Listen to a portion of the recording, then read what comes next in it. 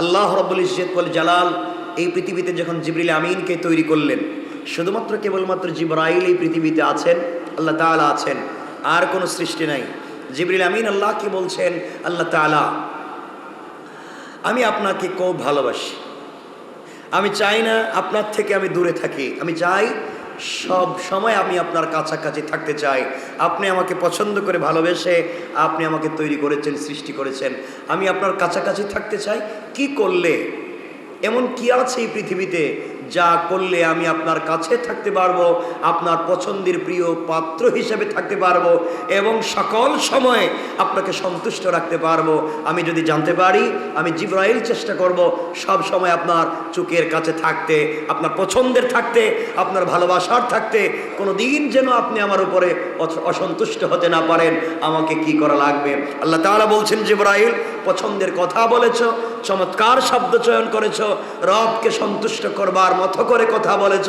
শুনে রাখো, আমি যাই পৃথিবীতে তৈরি করেছি এবং যা ভবিষ্যতে তৈরি করতে চাই, আসমান জমিন আরশ কুরসি লৌহ কলম, জিন্নাত ইনসান ফেরেশতা যা তৈরি করেছি এবং যা তৈরি করব, সব যদি তুমি আমাকে দিয়ে দাও, আসমান জমিনের যত সম্পদ আছে সব যদি আমাকে দিয়ে দাও, আমি রবকে সন্তুষ্ট করা যাবে না। কিন্তু জিবরাইল মনে রাখবা, পৃথিবীর পুরা সৃষ্টি যদি এক পাল্লায় রেখে দেওয়া হয় আর আমার কদমে যদি কেউ একটা সেজদা করে, তার ওই একটা সেজদাই আমার কাছে সব থেকে বেশি প্রিয় এবং দামি হয়ে যায়। জিবরাইল আমিন বলছেন, আল্লাহ আমি বুঝতে পেরেছি, আপনার বিষয়ে আমি বুঝতে পেরেছি, সুতরাং আর কোনোদিন আপনাকে আমি অসন্তুষ্ট করব না এবং আপনি আমার উপর অসন্তুষ্ট হতে পারবেন না। আল্লাহ তাআলা বলছেন, জিবরাইল তুমি কি করে আমাকে সন্তুষ্ট রাখতে পারবে? জিবরাইল বলছেন, আল্লাহ তাআলা আমি কথা দিলাম আজকের থেকে আপনার কদমে সিজদায় পড়ে যাব, যতক্ষণ না পর্যন্ত আপনি সন্তুষ্ট হচ্ছেন ততক্ষণ পর্যন্ত আর মাথা উঠাবো না। সুবহানাল্লাহ, সবাই বলতে পারলেন না? আমার মুসলমান বন্ধুগণ, গভীর মনোযোগ। আল্লাহ রাব্বুল ইজ্জত ওয়াল জালালের কাছে জিবরিল আমিন আল্লাহর কাছে জানায়া দিলেন, আল্লাহ তাআলা এই পৃথিবীতে আমি আপনাকে সন্তুষ্ট করতে চাই, আমি আপনার কদমে সিজদায় পড়ে যেতে চাই।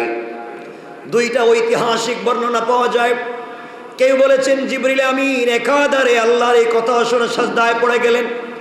একদিন, 2 দিন, 1 সপ্তাহ, 2 সপ্তাহ, 1 মাস, 2 মাস না, 100-200 বছর না, একাধারে জিবরিল আমিন আল্লাহর কদমে সিজদা করলেন 30,000 বছর।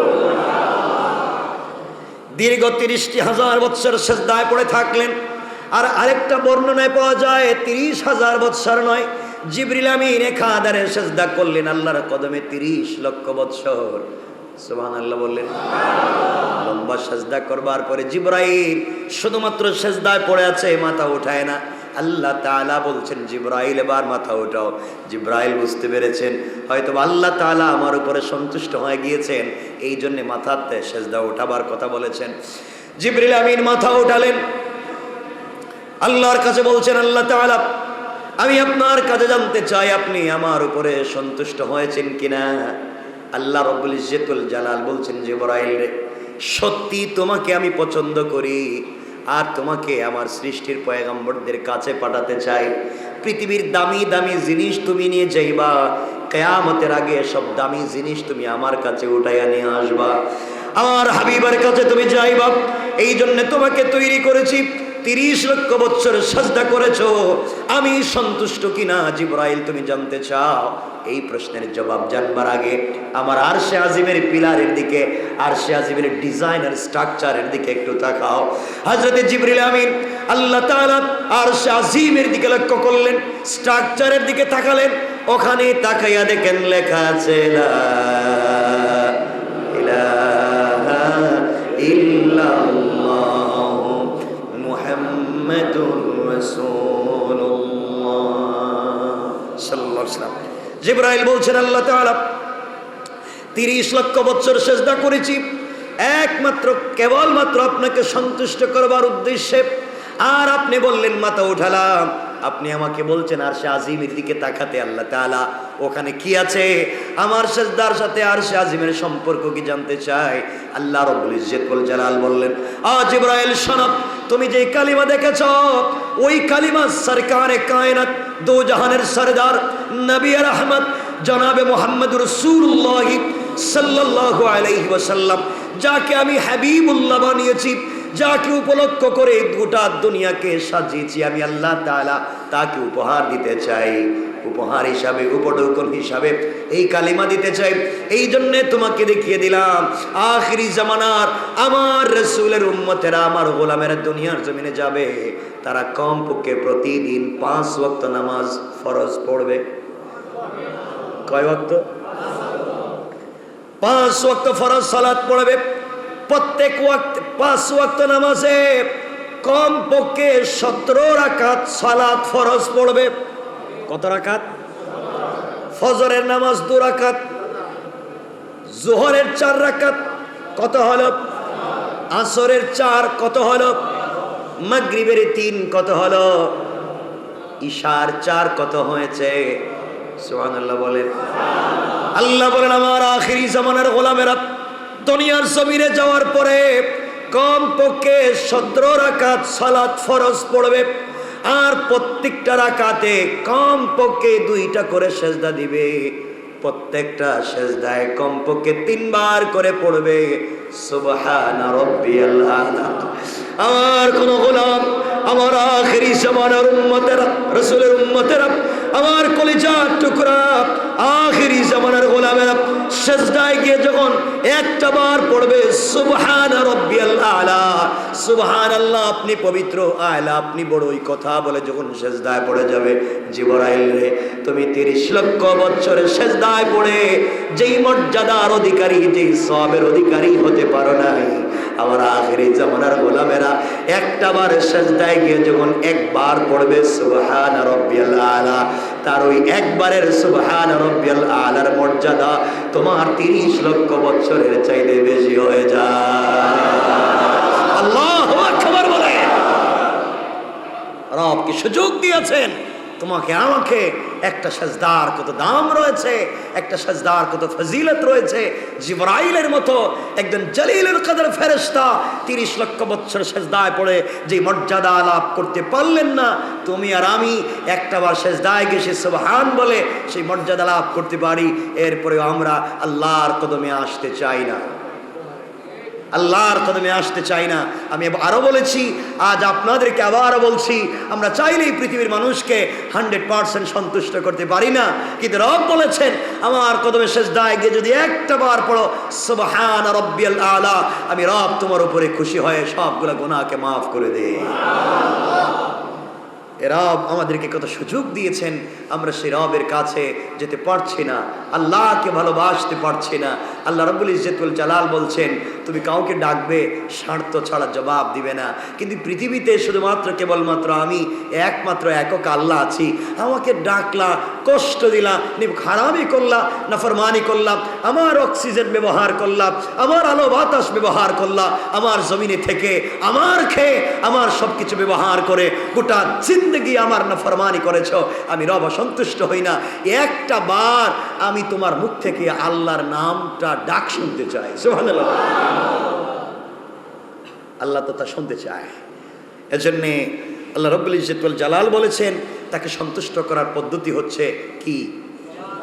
সবাই বললেন না? আমরা আল্লাহকে সেজদা দিতে পারি না। আল্লাহকে সেজদা দেন। মনে রাখবেন, এই পৃথিবীর মানুষকে সন্তুষ্ট করার চিন্তা বাদ দেন, দুনিয়াকে সন্তুষ্ট করার চিন্তা বাদ দেন, একজনকে সন্তুষ্ট করেন। তিনি কে? রব যদি সন্তুষ্ট হয়ে যায় আপনার দুনিয়ায় কোনো চিন্তা নাই, আখিরাতেও চিন্তা নাই। এই জন্যে কথা তো অনেক, এই কথা চলে আসলে তো হবে না। আব্দুল কাদের জিলানী রাহমাতুল্লাহি আলাইহি, আব্দুল কাদের জিলানী রাহমাতুল্লাহি আলাইহি কে বলছেন তার জিন্দেগির কথা, আর কেউ বলছেন অন্য একজন বুজুর্গের কথা, হযরত হাসান আল বসরি রাহমাতুল্লাহি আলাইহির কথা, কেউ বলছেন আব্দুল কাদের জিলানীর কথা। তো এটা ঐতিহাসিক তথ্য, যে কারো হতে পারে। আমি শুধু এতটুকুন বলতে চাই, আমরা যদি আল্লাহর কাছে হযরতে, এই কথাটা সহিহ, এই কথাটা হাদিসে এসেছে, হযরতে খাদিজাতুল কুবরা রাদিয়াল্লাহু তাআলা আনহা ইন্তেকালের সময় রাসূল পাক সাল্লাল্লাহু আলাইহি ওয়াসাল্লামকে বলছেন, যে রাসূলুল্লাহ, আমি ইন্তেকাল করবার পরে আমি কবরে কেমনে থাকবো? আপনি তো আপনার মেয়েকে বলেছেন, ইয়া ফাতিমা আনকিজি নাফসাকা মিনান নার, ও ফাতিমা, নিজেকেও জাহান্নামের আগুন থেকে বাঁচাইও। আমি বাপের পরিচয় দিয়া ওই কবরে কিন্তু বাঁচতে পারবা না, নিজের পরিচয়টা ঠিক করো। এই জন্য আমার পরিচয় দিয়ে, আপনার সন্তানের পরিচয় দিয়ে, আপনার পীর আর বুজুর্গের পরিচয় দিয়ে, আপনার ওলি আর গাউস কুতুবের পরিচয় দিয়ে কবর থেকে বাঁচা যাবে না। রাসূল পাক বলেছেন, ইয়া ফাতিমা আনকিজি নাফসাকা মিনান নার, ও ফাতিমা, আমি রাসূল রাহমাতুল লিল আলামিন, এই পরিচয় দিলে কবরে কেউ শুনবে না। নিজের পরিচয় দাও একমাত্র তাওহীদ আর রিসালাতের পরিচয়। আল্লাহু আকবার। মানে রাখবেন, এই জন্য কবরে পরিচয় চলবে একমাত্র কার? আওয়াজ করে বলেন কার? খাদিজাতুল কুবরার সম্পর্কে রাসূল পাক স্বপ্নে দেখলেন।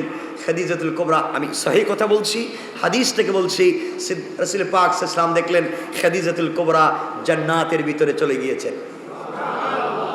জান্নাতের কথা শুনে আপনাদের কষ্ট হলো? সুবহানাল্লাহর আওয়াজটা এমন হলো? রাসূল পাক সাল্লাল্লাহু আলাইহি ওয়াসাল্লাম খাদিজাতুল কুবরাকে বলছেন, খাদিজা, দীর্ঘদিন আমার সঙ্গে ছিলা, একসাথে ঘর সংসার করেছি, অনেক কষ্ট করেছো, আজ তোমাকে জান্নাতে দেখে ভাল লাগছে, তবে তুমি জান্নাতে গেলে কেমনে? আল্লাহ তোমাকে কিছু জিজ্ঞাসা করেনি? ফেরেশতারা কিছু তোমাকে জিজ্ঞাসা করেনি? খাদিজাতুল কুবরা বলছেন, ইয়া রাসূলুল্লাহ, অনেক কথাই জিজ্ঞাসা করেছে। তো ফেরেশতারা বলেছেন আমাকে কবরের ভিতরে এসে, মার রাব্বুকা, তোমার রবকে। এখন আমি চিন্তা করলাম, ইয়া রাসূলুল্লাহ, আমি যদি বলি আমার রব আল্লাহ, আল্লাহ যদি কয় আমি খাদিজারে চিনি না, তাইলে আমি আল্লাহকে রব বললাম, রবকে আমি চিনি না, তাহলে তো আমার ইজ্জত শেষ, জাহান্নাম ছাড়া কোনো পথ নাই। আমি আবার ফেরেশতাদেরকে বলছি, ফেরেশতারা, তোমরা আমাকে বলছো আমি খাদিজাকে বলছো আমি আল্লাহকে চিনি কিনা, তোমরা একটু জিজ্ঞাসা করো তো আল্লাহ আমারে চিনি কিনা। আল্লাহু আকবার বললেন। আপনি বললেন, আমি বললাম যে আমি আমাদের কেশিয়ার ইয়ার মোহাম্মদ ভাইকে আমি খুব পছন্দ করে, খুব চিনি। ইয়ার মোহাম্মদ ভাই বলে আমি চিনি না। বেইজ্জতি কেমন হইলাম কোন তো? কিন্তু আমি বললাম ওনাকে জিজ্ঞাসা করেন আমাকে চিনি কিনা। সে যদি বলে না অবশ্যই আমি চিনি, আমি তাকে পছন্দ করি, ভালোবাসি, তাইলে আমার আর টেনশন নাই, বোঝা গেল বেচারা আমাকে চিনে। খাদিজাতুল কুবরা বলছেন, আমি যদি বলি আল্লাহকে চিনি, ভালোবাসি, আল্লাহ যদি কই না আমি কেউরে আমি চিনি না। কথা বলেন না কেন? রাস্তাঘাটে দেখবেন মাঝে মাঝে পুলিশ গাড়ি আটকায়, অনেকের মোটর সাইকেল আটকাইছে, বড় দামি গাড়ি, কাগজ দেন, কলম দেন, পয়সা দেন, সব কিছু দেন। ওরা বলছে কাগজ কলম কিছু নাই, গাড়ির কাগজ নেই। কেন? আমি তো অমুক মন্ত্রীর দুলাভাইয়ের ঘরের শালার পরে আর যেটা হয়, এমন একটা পরিচয় দিয়ে দিল। তাহলে এমন কি করতে পারি? আপনি আমাকে ছেড়ে দেন, টেলিফোন দেন।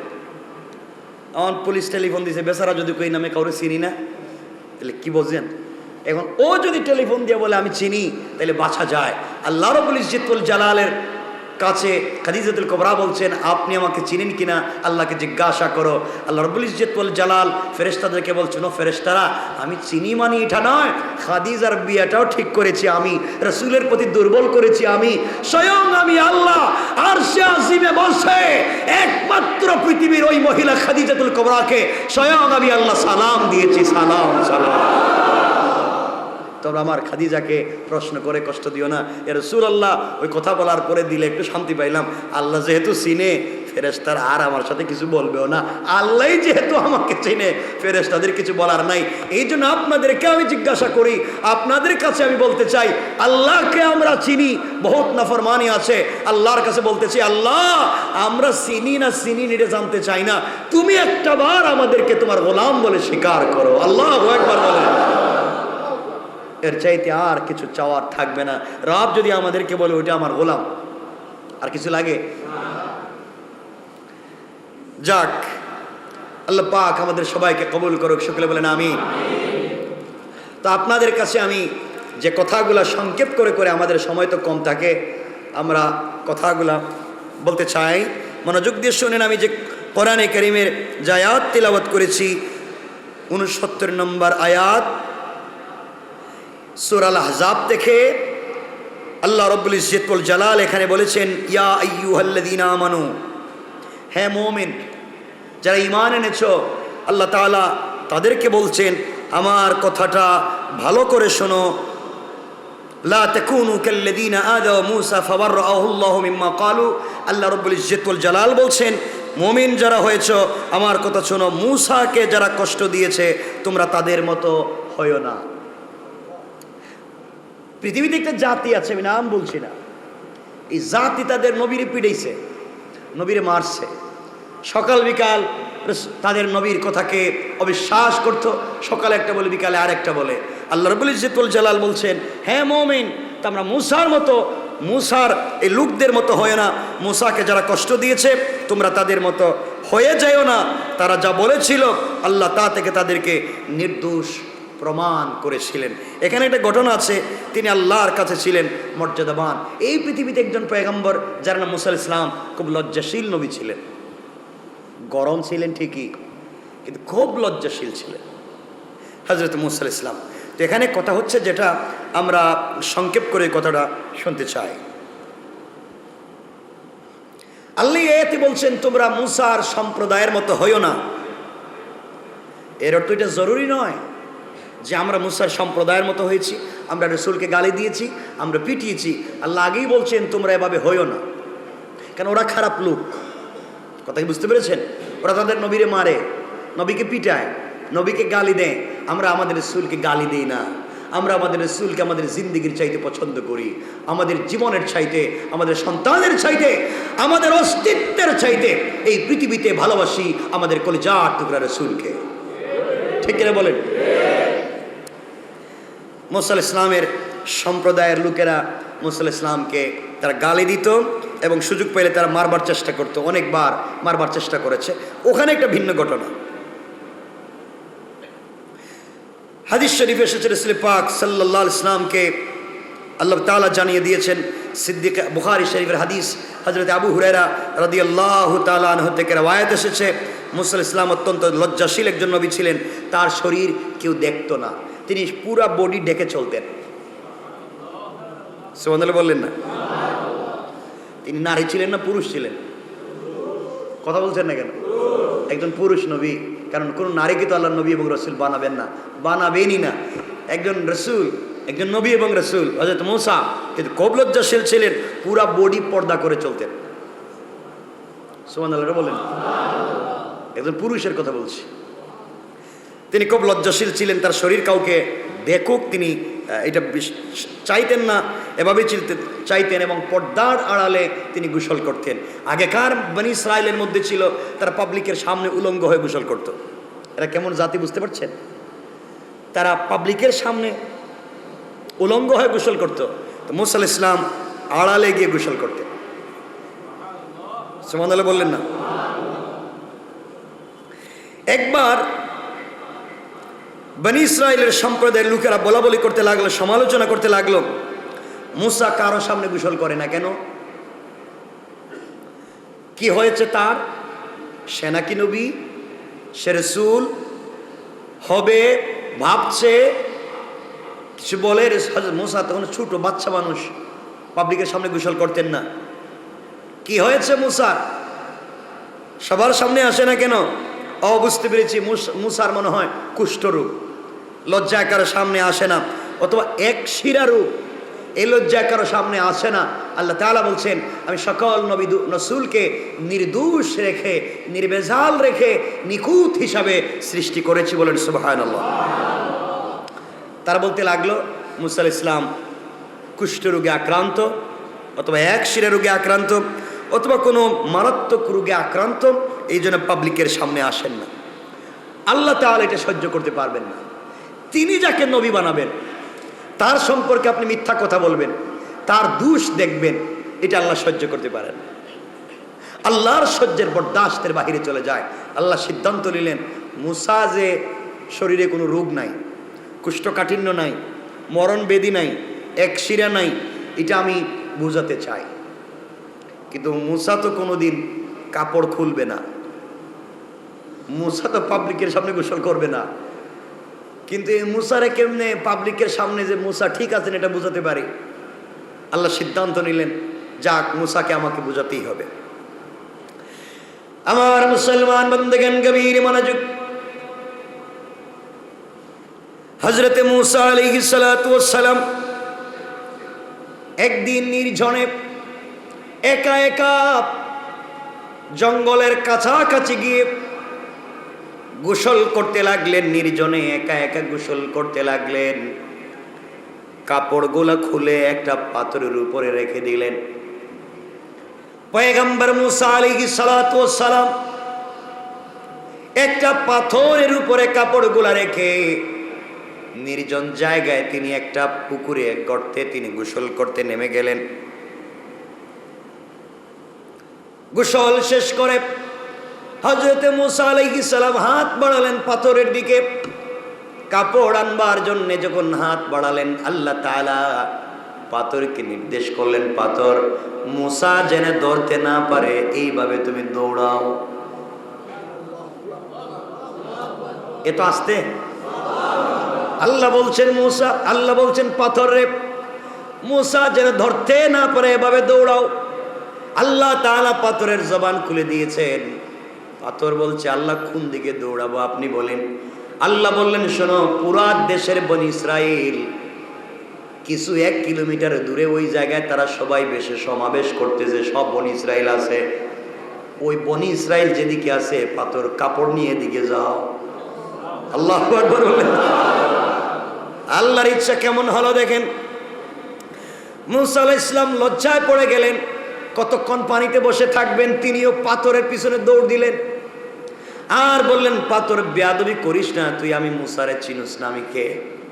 মায়ের শুরু করলে তোর অবস্থা খারাপ করে দিব, আমার কাপড় দে। পাথর কি আর কথা শুনবে নাকি? পাথর কি আমাদের মতো লোক যে 50 টাকা দেন দিয়ে দিব না, কিছু ঘুষ একটা দিলে সব কিছু পাওয়া যায়। তো পাথর কি 50 টাকা নিব? আল্লাহর হুকুমে পাথর দৌড়াচ্ছে আর মূসা আলাইহিস সালাম পিছনে পিছনে দৌড়াচ্ছেন। মূসা তো জানেন না এই হিকমতটা কার। আওয়াজ করে বলেন কার? পাথর দৌড়াতে লাগলো।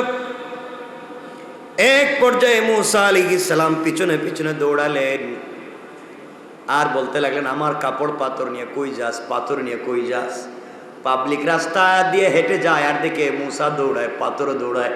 বুঝতে পারলাম না, এতদিন মনে করছিলাম মূসা জাদুঘর, এখন দেখি পাথরেরও জাদু করে ছাড়ছে। পাথর দিকে দৌড়ায় যেতে লাগলো। অবশেষে বনি ইসরাইলের সমাবেশের কাছাকাছি গিয়ে একবারে সমাবেশের মধ্যখানে গিয়ে পাথর থেমে গেল। বনি ইসরাইলের আর সমাবেশ সেরে হযরতে মূসার দিকে তাকালো, ভালো করে তাকাইয়া দেখে না কোনো রোগ নাই। সুবহানাল্লাহ বললেন না? আল্লাহ রাব্বুল ইজ্জতুল জালাল মূসা যে নির্ভেজাল খাঁটি কোনো রোগ নাই ওইটা বুঝাবার জন্য আল্লাহ তাআলা পাথরকে দিয়া এই হিকমত কায়েম করলেন। বলেন সুবহানাল্লাহ।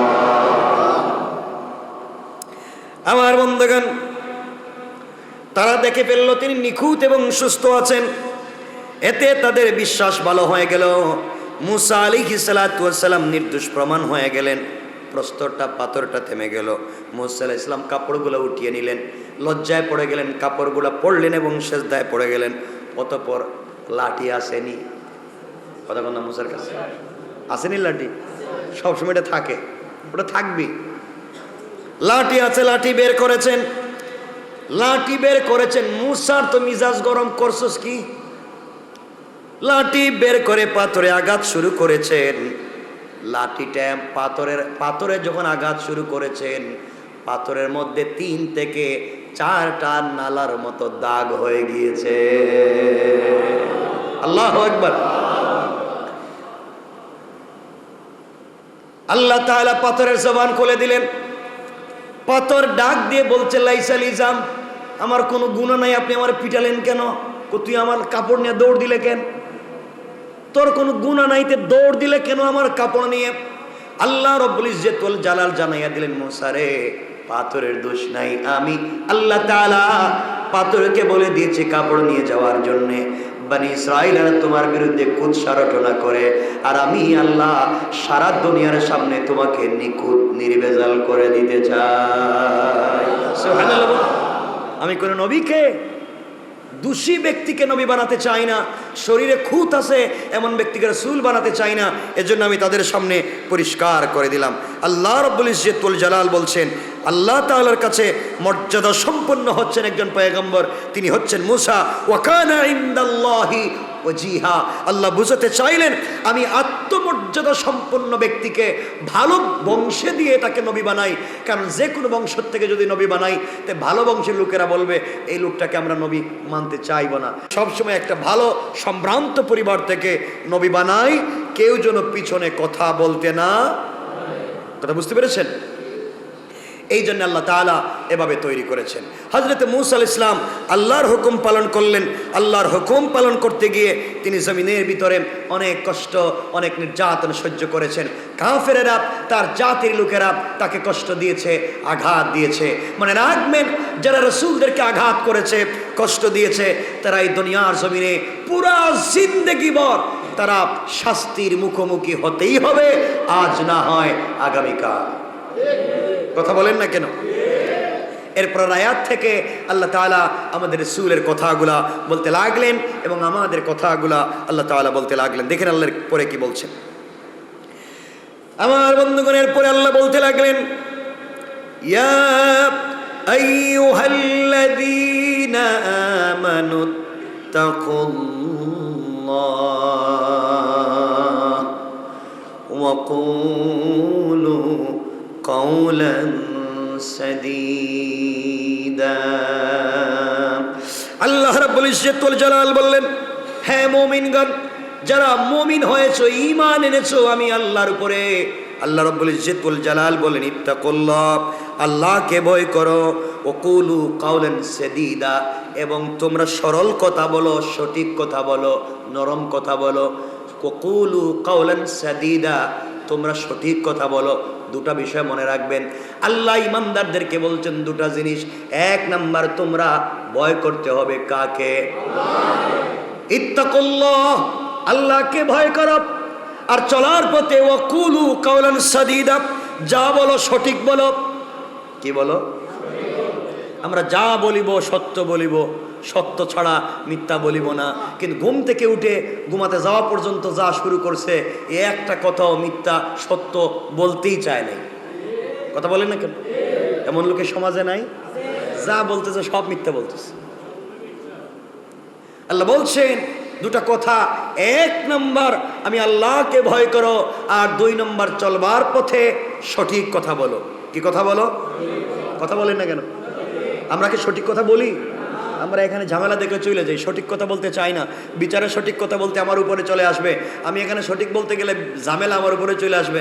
ঝামেলার দরকার নাই, সঠিক বিষয়ের দরকার নাই, আমি আমার তুমি তোমার, এটাই চলতেছে তো সমাজ। আল্লাহ রাব্বুল ইজ্জত ওয়াল জালাল ভালো করে বলতেন, শোনেন, চলার পথে যারা মুমিন, এক নম্বর আমাকে ভয় করো, দুই নম্বর সঠিক কথা বলো। যদি বলতে পারেন, আল্লাহ রাব্বুল ইজ্জত ওয়াল জালালের পরে বললেন ইউসলিহ লাকুম আমালাকুম ওয়া ইয়াগফির লাকুম যুনুবাকুম ওয়া মান ইউতি'ইল্লাহা ওয়া রাসূলাহু ফাকাদ ফাযা ফাওজান আযীমা। আল্লাহ রাব্বুল ইজ্জত ওয়াল জালাল বললেন, তোমরা যদি সঠিক কথা বলো, আল্লাহকে ভয় করে সঠিক কথা বলো, মিথ্যা বলো না, ইউসলিহ লাকুম, আল্লাহ রাব্বুল ইজ্জত ওয়াল জালাল বলছেন এক নম্বরে আমাদের আমলকে, আচরণকে তিনি সংশোধন করে দেবেন। চলার পথে আমাদের আচরণ যদি ভুল হয়ে যায়, কারোর সঙ্গে খারাপ আচরণ করে থাকি, কাউকে কষ্ট দিয়ে থাকি, আল্লাহ রাব্বুল ইজ্জত ওয়াল জালাল বলেছেন, বান্দারে চলার পথে যদি তোমার আচরণ খারাপ হয়ে যায়, ইউসলিহ লাকুম, আমি আল্লাহ তাআলা নিজের দায়িত্বে তোমার আচরণকে, তোমার চরিত্রকে সংশোধন করার ওয়াদা দিলাম। তাহলে আমরা যদি আল্লাহকে ভয় করে সঠিক কথা বলি, তাহলে আমাদের চরিত্র সংশোধন করে দিবেন কে? আওয়াজ করে বলেন কে? দুটো কাজ করব, আল্লাহকে ভয় করে সঠিক কথা বলবো। এক নম্বরে আমাদের চরিত্র সংশোধন করে দিবেন আল্লাহ। আমাদের যে চরিত্র আজকালকে আল্লাহ এই চরিত্র, এমন চরিত্র আমাদের। আমরা তাহাজ্জুদের নামাজ পড়ি, আওয়াবিন পড়ি, চাষ পড়ি, এশরাক পড়ি, ফজরের সালাত জামাতে পড়ি, এরপরে রুটিন মতো কোরআন শরীফ পড়ি, এরপরে তসবিহ হাতিনে তসবিহ পড়ি, সব শেষ কইরা সেইরা রাস্তায় বাইরিয়া গ্রামে গেলে কুদাল দিয়ে আরেকজনের আইল কেটে জমিতে ঢুকায় দিই। কথা বলছেন না কেন? এগুলা নাই? আছে। আল্লাহ বলছেন ঘটনা কি, নামাজও দেখলাম ঠিক মতো, তসবিও দেখলাম ঠিক মতো, সব ঠিক মতো, এখন দেখতেছি আরেক কাজে শয়তান আল্লাহরে কইতেছে আল্লাহ এমন কামটা আমার জিন্দেগিতেও করি নাই। নামাজ পড়ে সেরা, তসবি পড়ে সেরা, আরেক বেটার জমি কাটবো, আরেক বেটার দোকান চুরি করব, আর মালিককে ঠকাবো, এই কাজ তো আমি করি নাই, এটা করছে। এরপরে নাকি এখন দেখা যায় তসবি পড়তেছে, জিকির করতেছে। আল্লাহ তাআলা বলছেন শয়তান ও যা করতেছে ওটা আমিও বুঝতেছি, ওটা তো দেখতেছি। আমরা এই জন্য বলি এই কাজগুলো যারা করে আজকে আমরা খোলস লাগিয়ে দিয়েছি, খোলস। আমরা ভালো মানুষের চরিত্রে ভিতরে খারাপ মানুষ হয়ে বসে রয়েছি। আল্লাহ বলেছেন সুতরাং আমরা যদি সঠিক চরিত্র, সঠিক কথা বলি, চরিত্র সংশোধন করে দিবেন কে? এরপর আল্লাহ বলেছেন আমালাকুম, তোমাদের আমলের মধ্যে যদি অসঙ্গতি থাকে, তোমাদের আমলের ভিতরে যদি সমস্যা থাকে, আর তোমরা যদি একমাত্র সঠিক কথা বলো, আমি আল্লাহ তাআলা তোমাদের আমলগুলোকেও সংশোধনের ওয়াদা দিলাম। চরিত্র যদি সংশোধন হয়ে যায়, আমল যদি সংশোধন হয়ে যায়, আর কিছু লাগে? কথা বলেন না কেন? আল্লাহ এই কথা বলে শেষ করেন নাই। আমল দিলেন, চরিত্র সংশোধন করে দিলেন, এই কথাগুলা বলে আল্লাহ শেষ করেন নাই। আয়াতের পরের শব্দে বললেন ওয়ায়াগফির লাকুম যুনুবাকুম। আল্লাহ রাব্বুল ইজ্জতুল জালাল ডাক দিয়ে বলছেন শোনো রে, এবং তোমাদের যত পাপ আছে পৃথিবীতে, শুধুমাত্র সঠিক কথা যদি বলো, সবগুলা পাপকে ক্ষমা করে দেওয়ার ওয়াদা দিলাম। কি চমৎকার কথা! চরিত্র সংশোধন করে দিবেন, আমাদের আমলের ত্রুটি দূর করে দিবেন, এরপরে বলছেন সমস্ত গুনাহকে ক্ষমা করে দিবেন। সুবহানাল্লাহ পড়েন, জোরে বলেন। এরপর আল্লাহ রাব্বুল ইজ্জতুল জালালার একটা শব্দ বলছেন, আমি যে চরিত্র সংশোধন করে দেব, গুনাহ মাফ করে দেব, এরপরে তোমাদেরকে আল্লাহ রাব্বুল ইজ্জতুল জালাল আমলকে পরিবর্তন করে দিবেন। এগুলা দিয়ে শেষ করলেন না, পরের শব্দে আল্লাহ রাব্বুল ইজ্জতুল জালাল বললেন ওয়ামান ইউতিইল্লাহ ওয়া রাসূলাহু ফাকাদ ফাযা ফাওজান আযীমা। আল্লাহ রাব্বুল ইজ্জতুল জালাল বললেন আল্লাহ এবং তার রাসূলের আনুগত্য যে কেউ করলে, যে কেউ যখন আল্লাহ এবং তার রাসূলের আনুগত্য করবে, সে অবশ্যই অবশ্যই দুনিয়া সাফল্য অর্জন করবে, আর ইন্তেকালের পরে আমার তৈরি জান্নাতে চলে যাবে। পড়েন সুবহানাল্লাহ। আল্লাহ রাব্বুল ইজ্জতুল জালাল বুঝাতে চাইলেন কেউ যদি আল্লাহকে ভয় করে আর সঠিক কথা বলে, আল্লাহ বললেন এক নম্বরে বললেন তার চরিত্র সংশোধন করবেন, দুই নম্বরে বললেন তার আমলের মধ্যে পরিবর্তন, সমস্যা থাকলে আমলকে পরিবর্তন করে দিবেন, তিন নম্বর বললেন তার পাপগুলাকে ক্ষমা করে দিবেন, এরপরে চার নম্বরে বললেন ওগুলা করে যদি আল্লাহ এবং রাসূলের আনুগত্য করতে পারে, দুনিয়ায়ও তাকে সফলতা অর্জন করাইয়া দিবেন আল্লাহ, আর আখিরাতে তার জন্য রেখে দিয়েছে আল্লাহর তৈরি জান্নাত। বলেন সুবহানাল্লাহ। আর কি চাই এই পৃথিবীতে? আর কি লাগবে? একজন মানুষের চলার পথে আর কিছু লাগবে না। কিন্তু আজকালকে আমরা জীবন কষ্ট করে যাচ্ছি, আমরা শুধু কাজ করে যাচ্ছি, আমরা শুধু দুনিয়া দুনিয়া দুনিয়া করে যাচ্ছি। মনে রাখবেন যারা কষ্ট করছেন এই পৃথিবীতে, দুনিয়া নিয়ে হোক আখিরাত নিয়ে হোক, যারা এই পৃথিবীতে কষ্ট করে, আল্লাহ তাদেরকে বিফল করেন না, আল্লাহ তাদেরকে সফলতা দান করেন। এই জন্য জওয়ান যারা এখানে আছো, জওয়ান যারা এখানে বসে আছো, তোমাদেরকে আমি বলছি, তোমাদের বয়স হচ্ছে, কলেজে পড়ছো, ইউনিভার্সিটিতে পড়ছো, কি কাজ করছো, কেরিয়ার করতে চাও, জীবনকে ভবিষ্যৎকে সুন্দর করতে চাও, মনে রাখবা কেরিয়ার গড়ার বয়সে কখনো নিজের চেহারার দিকে তাকাতে নাই। কথা কি বুঝতে পেরেছি? আমার কথা বুঝতে পারলেন? আপনি যদি পৃথিবীতে সফল হতে চান, সাকসেস একজন পার্সন হতে চান, দুনিয়ায় হোক আর আখিরাতে হোক। আবার বলছি, এই পৃথিবীতে যদি একজন সাকসেসফুল ম্যান আপনি হতে চান, তাহলে কেরিয়ার গড়ার বয়সে আপনি আপনার চেহারার দিকে তাকাবেন না। আমার কথা কি বুঝতে পেরেছেন? আবারও বলছি, কেরিয়ার গড়ার বয়সে আপনি আপনার চেহারার দিকে তাকাতে নাই, কারণ ভালো চেহারা, ভালো কেরিয়ার হলে চেহারা অটোমেটিক ভালো হয়ে যায়। কথা বলেন না কেন? কেরিয়ার যদি ভালো হয় তাহলে চেহারা এমনি এমনি ভালো হয়ে যায়। ঠিক বললাম না? না খারাপ বললাম? আর কেরিয়ার যদি ভালো না হয়, অনেক সুন্দর চেহারাও বিনষ্ট হয়ে যায়। কথা বলছেন না কেন? সুতরাং কেরিয়ার গড়ার বয়সে সফলতার জিন্দগিতে তুমি ঘুমিয়ে ঘুমিয়ে কাটিয়ে দিও না। আমার কষ্ট হয়, আমার লজ্জা হয়, আমার নিজের অনুশোচনা হয় জওয়ানদেরকে দেখলে, তারা কেমনে ঘুমিয়ে ঘুমিয়ে এই বয়সটা কাটিয়ে দেয়। এটা তো ঘুমানোর বয়স না, এটা তোমার জিন্দগিকে গড়বার বয়স। কথা বলছেন না? আমরা তো যার বয়স 60 বছর, একটা হিসাব করেন তো দেখি, আমরা প্রতিদিন কয় ঘন্টা ঘুমাই? গড়ে রাত দিনে মিলাইয়া 8 ঘন্টা তো ঘুমাই। রাত দিনে মিলাইয়া কমপক্ষে 8 ঘন্টা তো ঘুমানি, আরও অনেক বেশি ঘুমাই। অনেকে তো এখন তো ঘুমাচ্ছে না, 20 বছর বয়স হতো 24 ঘন্টার 20 ঘন্টাই ঘুমাইছে। হয়তো হতে পারে না? হতে পারে। আমি জানতে চাই, যার বয়স 20 বছর, সেই বেচারা, যার বয়স 60 বছর, সে যদি প্রতিদিন 8 ঘন্টা ঘুমায়, তাহলে 24 ঘন্টার কয় ভাগের 1 ভাগ?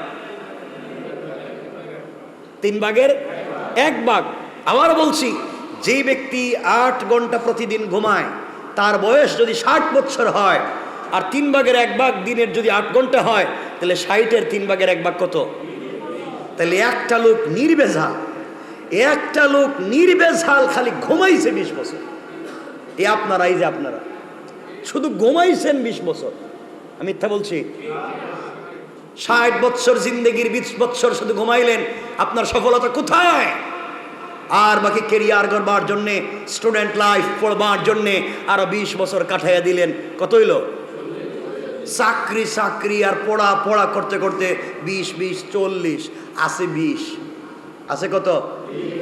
বিয়ে শাদী করবেন, দেখবেন আপনি বিয়ে করছেন, আপনার বয়স যখন 58 বছর, আপনার বাচ্চার বয়স 1.5 মাস। ওটা দিয়ে আপনি কি করবেন? আপনি তো মরার সময় হয়েছে। অনেকের হয়ও না। এই জন্য শোনো, আমি কেরিয়ার গড়ব, আমি প্রতিষ্ঠিত হব, আমি সফল হব, আমি বিয়ে করব, তোমার কপালে কি আছে একমাত্র আল্লাহ জানেন। আল্লাহ তাআলা তোমাকে প্রতিষ্ঠিত করেই, সফল করেই, সাকসেস একজন পুরুষ করেই এই পৃথিবীতে পাঠিয়ে দিয়েছেন। ঠিক কিনা বলেন? সুতরাং ঘুমিয়ে ঘুমিয়ে কাটাবার জন্য নয়, গাদার মতো কাজ করবার জন্য নয়, আপনি একটা রুটিন করেন, সিস্টেমের ভিতরে লাইফকে নিয়ে আসেন, কন্টিনিউ করেন লাইফকে। রব বলেছেন ফাকাদ ফাজা, সে দুনিয়ায়ও কামিয়াব, আখিরাতেও কামিয়াব। আপনি শুধু ঘুমাবেন, আপনি 20 বছর ঘুমাইলেন, আর পড়তে গেছেন আরো 20 বছর। কথা বলেন না কেন? কত বছর গেল গড়ে? আর বাকি আছে কয় বছর? কি করবেন এখন? মনে করছে বিয়ে করবো। তুমি বিয়ে করো আর নাই করো, কেউ চাকরি করবে, ঘর বাড়ি বানাইবো, দেখবেন 50 বছর হয়েছে, বেটা 40 বছর জাপানে ছিল, ইউরোপে আমেরিকা ছিল, জিন্দগি কাটাইয়া 50 বছর বয়সে টাকা পয়সা নিয়ে বাড়িতে আসছে, এটা বাড়ি বানাইবো। বাড়ি বানানোর কাজ চলতেছে, গাদার মতো যৌবনকালে কাজ করেছে, এখন মেরুদণ্ডে ব্যথা, ডায়াবেটিস, হাই প্রেশার, কথা বলেন না কেন, কোলেস্টেরল, রোগের শেষ নাই। 40 বছর ইনকাম করে যা পয়সা জমাইছিল বডির পিছনে, এখন এই টাকা খরচ করতেছে। কথা বলেন না কেন? যা ইনকাম করছিলেন এতদিনে, এখন এই বডিকে ঠিক রাখতে গিয়ে সব শেষ করে ফেললেন। এই জন্য আমি বলছি না আপনাদেরকে গাধার মতো রাত দিন কাজ করতে। সাকসেস লাইফের স্টোরি হচ্ছে, আপনি যখনই বুঝতে পারলেন এই জিন্দগি, তখন থেকে একটা রুটিন করেন জিন্দগি চলবার জন্যে, দেখবেন আপনি একজন সাকসেসফুল মানুষ হতে পারবেন। কথা কি আমার বুঝেন আপনারা? আল্লাহ আমাদেরকে বুঝবার তৌফিক দান করুক। সকলে বলেন আমিন। মনে রাখবেন, জওয়ানদেরকে বলছি, বাবার পয়সা আছে, এই জন্য চেহারার শুধু তেল মালিশ করতেছে, পারফিউম শরীরে দিচ্ছ, দামি কাপড় আয়রন করছো, আর সুন্দর সুন্দর কাপড় ডিজাইন করছো, চেহারাকে সুন্দর করছো, চুল ডিজাইন করে কাটছো, এই পয়সা যে খরচ করতেছো, মনে রাখবা শুধু ভালো চেহারাই ভালো নয়। মনে রাখবা একজন মানুষের চেহারা সব সময় দাম ভালো নাও থাকতে পারে, কিন্তু যদি ভালো একটা কেরিয়ার গড়তে পারেন সর্বকালে সব সময় এই কেরিয়ারের দাম থাকবে। কথা বলছেন না কেন? দেখবেন একটা মেয়ে, ধরেন আমি কথা বলতেছি, একটা মেয়ে চেহারা খুব কালো, খুব কালো, মানে কালো বলতে অনেক কালো চেহারা, ছেলের চেহারা বা একটা মেয়ের ছেলের চেহারা ধরলাম, অনেক কালো। বাবা বিয়ে দিতে চায়, বাবা বলছে আল্লাহ এই মেয়েটারে কেন দিস, আমার এত কালো মেয়ে আমি কার কাছে বিয়ে দিব? যত ছেলে দেখতে আসে বলছে এই মেয়েকে বিয়ে করে লাভ কিনে নিয়ে কী করতাম, এত কালো, আমাকে 30 লাখ টাকা দেওয়া লাগবে, 40 লাখ টাকা দেওয়া লাগবে, যৌতুক দেওয়া লাগবে, না হচ্ছে এই কালো মেয়েকে বিয়ে করবো না। মেয়ে সিদ্ধান্ত নিল আমার চেহারা ভালো নাও হতে পারে, আমি কেরিয়ার দেখবো সাকসেস করা যায় কিনা। মেয়ে আস্তে আস্তে করে কষ্ট করে করে পড়ালেখা করতে করতে বিসিএস ক্যাডার হয়ে গেল। কি হইল? BCS cadre. ওই যে বেচারা 30 লক্ষ টাকা যৌতুক চাইছিল, দেখবেন সকালবেলা হে মিষ্টির ট্রাক লইয়া বাড়িতে হাজির। কথা কন না কেন? চেহারার দরকার নাই, চেহারার দরকার নেই, আমি 10 লাখ টাকা দিব, এরপরে বিয়ে করতে চাই। এখন কি এই চেহারা বিয়ে করতে চায় না কেরিয়ার? কথা বলেন। এই জন্য বলতে চাই, আবারও বলছি এই কথা, কেরিয়ারকে যদি সাকসেস করতে পারেন লাইফ স্টোরি সাকসেস হয়ে যাবে, চেহারা দেখবার দরকার নাই। লাইফকে গড়েন, দুনিয়া এবং আখিরাত কামিয়াব হয়ে যাবে ইনশাআল্লাহ। আমার কথা কি বুঝতে পেরেছেন আপনারা? এই জন্য চেহারারে খুব দামি বানায় লাভ নাই, নিজের জিন্দগিকে দামি বানান। কবুল করবেন কে? কথা তো অনেক অনেক কথা বলতে চাই, কিন্তু আমরা কথা বলতে পারি না। মনে রাখবেন এই পৃথিবীতে আমরা একজন শ্রেষ্ঠ আমাদের পালনকর্তা পেয়েছি, এই পৃথিবীর শ্রেষ্ঠ পালনকর্তা আমরা পেয়েছি রব। আমাদের একজন শ্রেষ্ঠ রব আছেন, আমরা একজন শ্রেষ্ঠ রবের শ্রেষ্ঠ গোলাম। কি বলেন? আমাদের রব শ্রেষ্ঠ, আমাদের রব গোলাম হিসাবে আমরা, আমাদের নবী, আমাদের কিতাব, আমাদের ধর্ম সব শ্রেষ্ঠ, আমাদের আল্লাহ শ্রেষ্ঠ, আমরা গোলাম শ্রেষ্ঠ, আমাদের নবী শ্রেষ্ঠ, আমাদের কিতাব আল কোরআন শ্রেষ্ঠ, আমাদের ধর্ম ইসলাম শ্রেষ্ঠ। আল্লাহু আকবার বলেন। তাইলে তুমি কিসের জন্য পিছনে পড়ে থাকো? তুমি তো জন্মই নিয়েছো সোনার চামচ নিয়ে। কথা বলছেন না কেন? তুমি পৃথিবীতে চলার পথে আল্লাহর মতো একজন অভিভাবক পাচ্ছ শ্রেষ্ঠ, আল্লাহর মতো একজন রব পাচ্ছ শ্রেষ্ঠ, নিজে গোলাম হিসাবে পাচ্ছ শ্রেষ্ঠ, রসুলকে পাচ্ছ শ্রেষ্ঠ, কোরআন পাচ্ছ শ্রেষ্ঠ, ধর্ম পাচ্ছ শ্রেষ্ঠ। তুমি আমি তো সোনার চামচ নিয়ে আসছে দুনিয়ায়। রব বলেছেন এই শ্রেষ্ঠত্বের লড়াইয়ে তুমি শুধু আমার কদমে সেজদা করো, সেজদা করো। রব বলেছেন আমাদেরকে সফলতা দিয়ে দিবেন। সুবহানাল্লাহ বলেন। কিন্তু এই সফলতার জিন্দেগিতেও কিছু দরিদ্রতা আমাদেরকে পেয়ে যায় না, পায় না? কিছু দরিদ্রতা আমাদেরকে পেয়ে যায়। পৃথিবীতে দরিদ্রতা আসে যে কয়েকটা কারণে, আমি ছোট করে আপনাদেরকে মনে পড়ে গেলে বলে দিচ্ছি। পৃথিবীতে দরিদ্রতা আসে পরিবারে, ব্যক্তির জিন্দেগিতে মোটামুটি 7 কারণে, কম বেশ 7টা কারণে আপনার দরিদ্রতা আসতে পারে। 7টা কারণে আপনি পৃথিবীতে বিপদে পড়তে পারেন। 1 নম্বর কারণ হচ্ছে তাড়াহুড়া করে নামাজ পড়বার কারণ।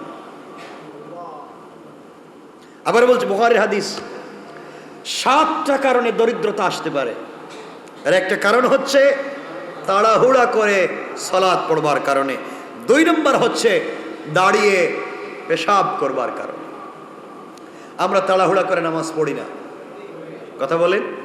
অনেকেই পড়ি, আমরা দাঁড়িয়ে প্রস্রাব করি না। তা রাস্তাঘাটে করে কে? করে। মনে রাখবেন 3 নম্বর রাসূল সাল্লাল্লাহু আলাইহি ওয়াসাল্লাম বলছেন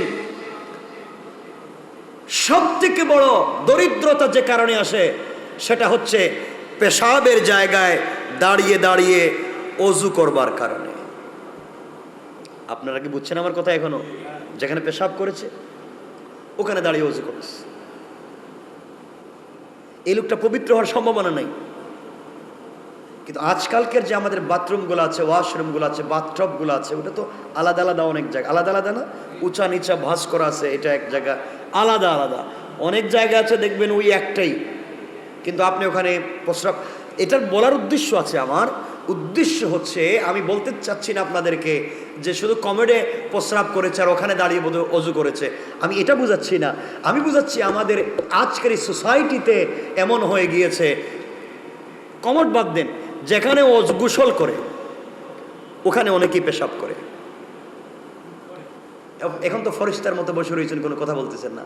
আপনারা ফরিস্তা হইলে কি আর না হইলে কি, আমি তো পাবলিক, আমিও বুঝি কিছু।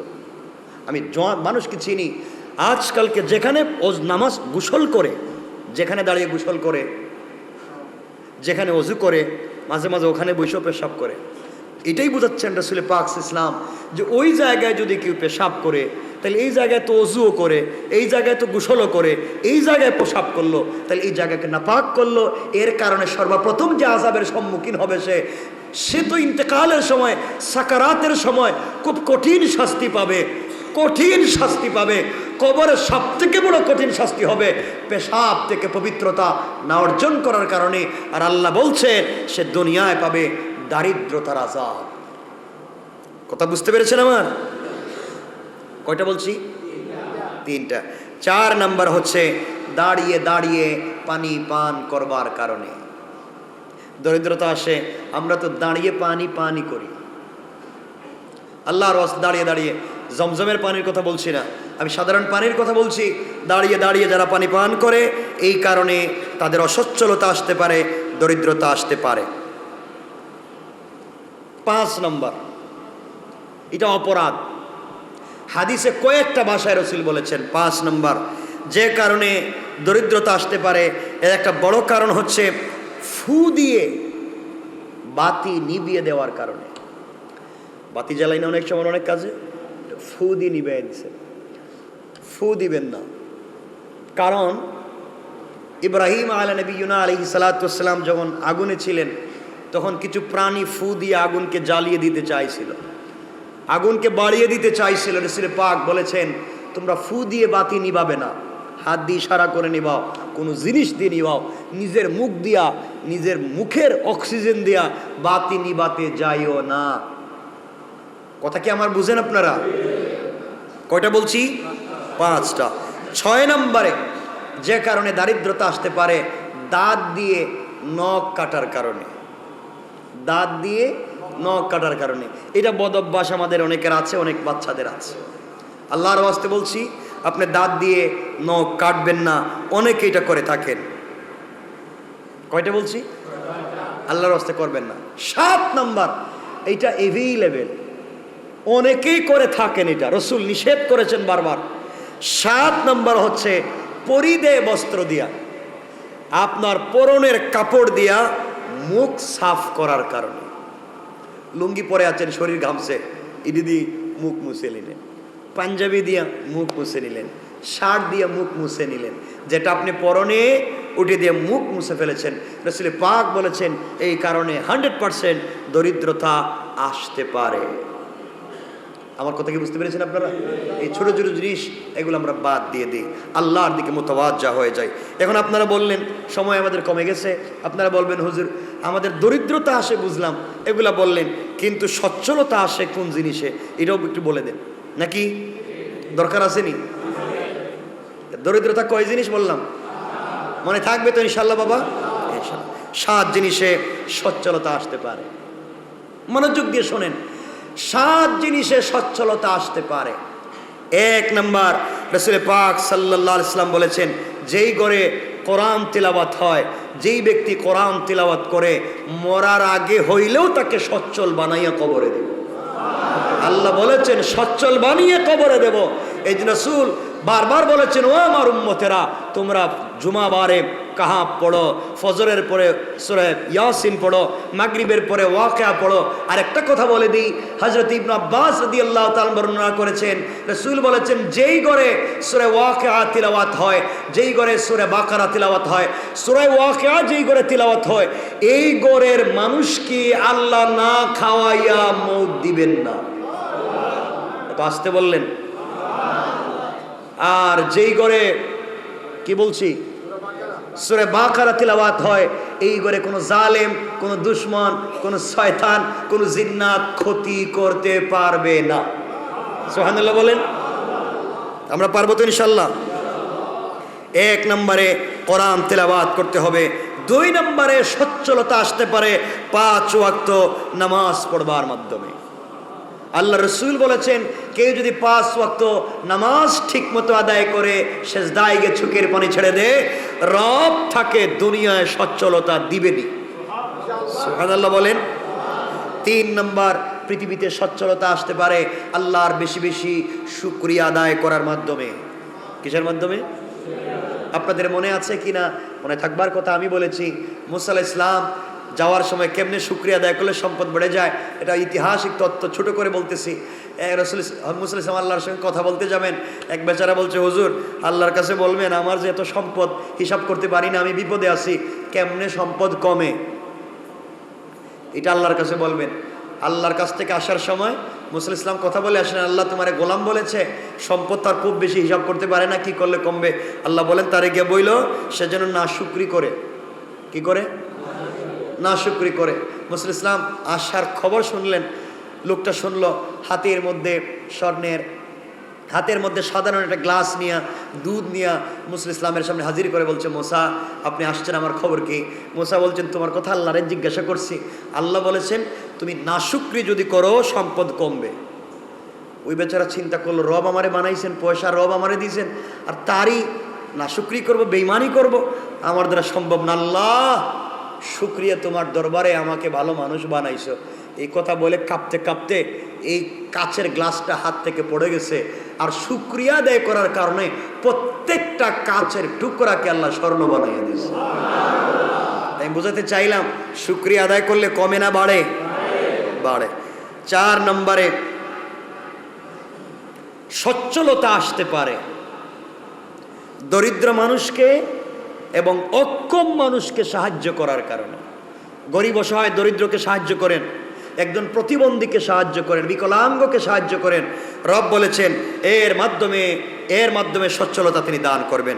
5 নম্বরে গুনাহের কারণে বেশি বেশি প্রার্থনা যারা করে, গুনার কারণে বেশি ক্ষমা চায় যারা, তাদেরকে আল্লাহ তাআলা সচ্ছলতা দান করবেন। 6 নম্বরে পিতামাতা এবং আত্মীয় স্বজনের সাথে যারা সদাচরণ করে আল্লাহ তাদেরকে সচ্ছলতা দান করবেন। 7 নম্বরে যারা সূরা ইয়াসিন তেলাওয়াত করে এবং সূরা ওয়াকিয়া তেলাওয়াত করে আল্লাহ তাদেরকে সচ্ছলতা দান করবেন। কয়টা বললাম? আল্লাহ তাআলা আমাদের সবাইকে কবুল করুক। সকালে বলেন আমিন, আরো জোরে বলেন আমিন। অনেক সময় চলে গিয়েছে।